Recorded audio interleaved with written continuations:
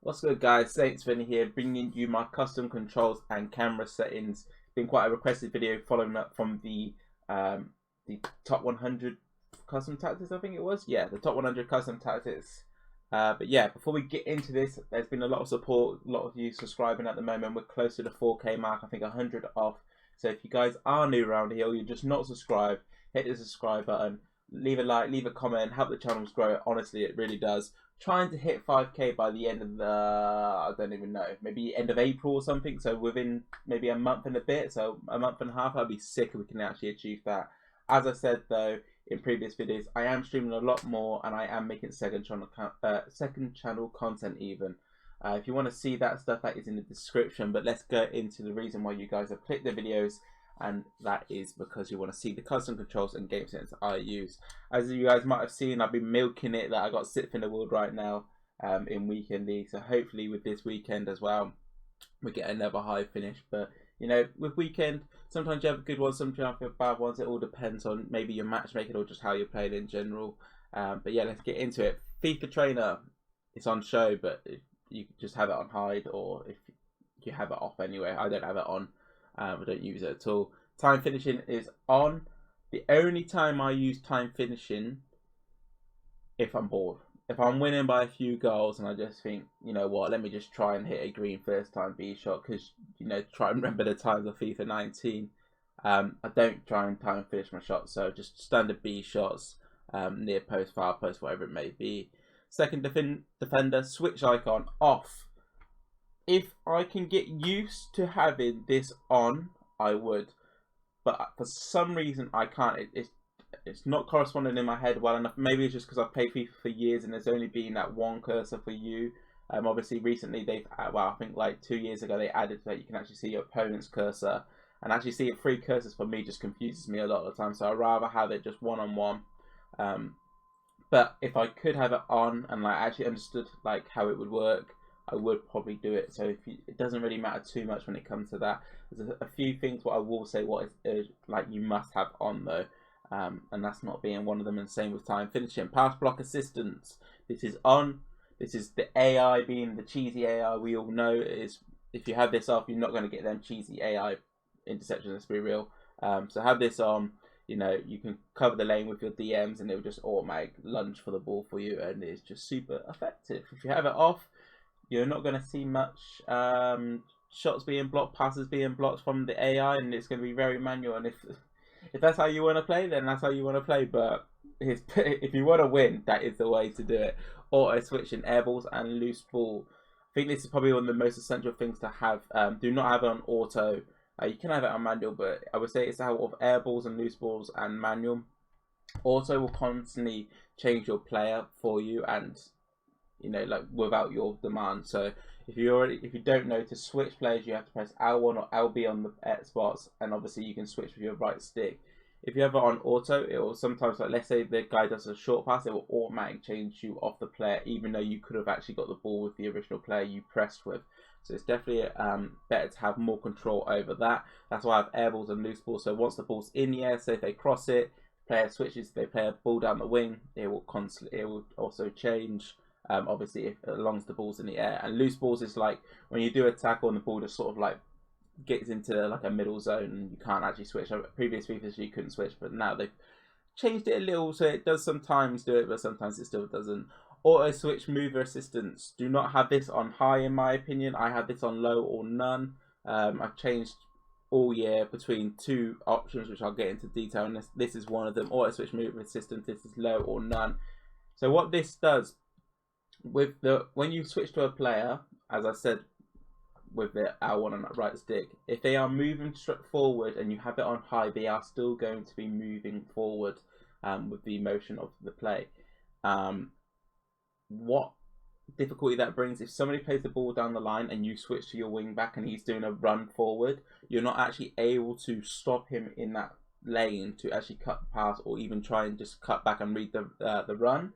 So this is why I have it on none. So as soon as I actually change that player, I have full control of him. I don't need the game to help me with it. I can actually do the running myself. You could have it on low though, because low sometimes you do get some cheesy animations. Obviously, Sometimes the game passes actually don't go where the opponent wants to. So let's say your wing backs push forward and they try to play the ball down the line. It actually might, in your favour, sometimes go towards you. But I personally have none, just so I have full control over that sort of situation, and actually being able to try and read the game from there. Jockey, this is another setting. As I said, there's 2 settings I've been trying. Actually, there's probably 3 settings I've been messing around with. Jockey is the next one, and that is because there is assisted and manual. So what happens with this, I'm going to give you a bit of explanation. When you jockey, and that is by holding L2 or LT on your controller, depending on your console, it will give you obviously an animation where you're sort of like doing a crab run. If you're on assisted and you're holding sprint, it will sort of go off the player's pace with the ball, so you constantly can stick with him no matter what the situation. Previously, there was a bug with this, though. It was still very effective, but a lot of times when people drag back you and you thought you read it, but the game would actually it basically give you an awful animation where it just, every drag back basically would do you, and even if you thought you read it in your head, but it doesn't, just because of an animation. It's like it dragged, I think it pulls a t-shirt or something. So that is why assisted had its doubts, but I think it is probably now better because they have patched that issue. And then you've obviously got manual. Manual is as soon as you go onto that and you hold LT, he's actually quite often at a slow pace, and at a sprint you're at a constant sprint speed, I've noticed. So if you want full control, go manual. I know a couple pros might use this. I think Razak uses this one, but I think the majority of pros and the majority of FIFA players just use assisted because it is probably the most, I guess it's the easiest way to do it because the game actually helps you. There is a big change though. If you do try and switch to manual, don't do it midweek only. Do it midweek so you can actually adjust to it, because I do think manual probably has more benefits. Like I say, I think I said it with the second defender switch icon. I think manual has its benefits but also has its negatives, and the same with assisted. I think if you just want your general FIFA play, you're not really too bothered about the jockeying part of to it, just stick with assisted. Right stick switching, player relative. This is one of the most important ones as well. This is wherever the you do want player relative. So when you switch with your right stick, let's say I want to switch to my right centre back, I can switch to my right centre back with my player relative. If it is on ball relative, it will switch to the closest player towards the ball when I use my right stick. So let's say he's roaming around on the right side of the pitch. I'm on my left back and I want to switch to my right CDM. So just like my right centre back or my right back, because I actually see a switch what he's going to be playing. It will actually switch me to my right CDM because he's the closest to the ball as such. So that will give you a lot of difficulties when you're actually trying to control the game, because when you're on ball relative, it is very impacted on the ball, not around the whole pitch, and you want to have full control over the whole pitch because then you can dictate of how the opponent can actually attack you. So that's why player relative, pass assistant assisted, through ball assisted, shot assistant assisted, cross semi. This is important. I don't know if it comes default now, but if it doesn't, put it on semi. More power you put on, further it goes in on the cross. So obviously less power means near post, more power means back post. Analog sprint off. I think this is quite a common one. I'm personally not a fan of analog sprint. It's quite a hit and miss thing. I think majority of FIFA players and majority of FIFA pros have this off, but there is a couple what have it on. I think you might see Tex use this, and I think Harry also uses this. And what analog sprint does, more time, depending on how far you press down on your R2 or your RT, it depends how fast your player runs. So if you're obviously all the way down, if I do it, it will change me off. If I do it all the way down, it will give me full sprint speed. But if I do it just slightly, it will give me slightly more pacier than a jog.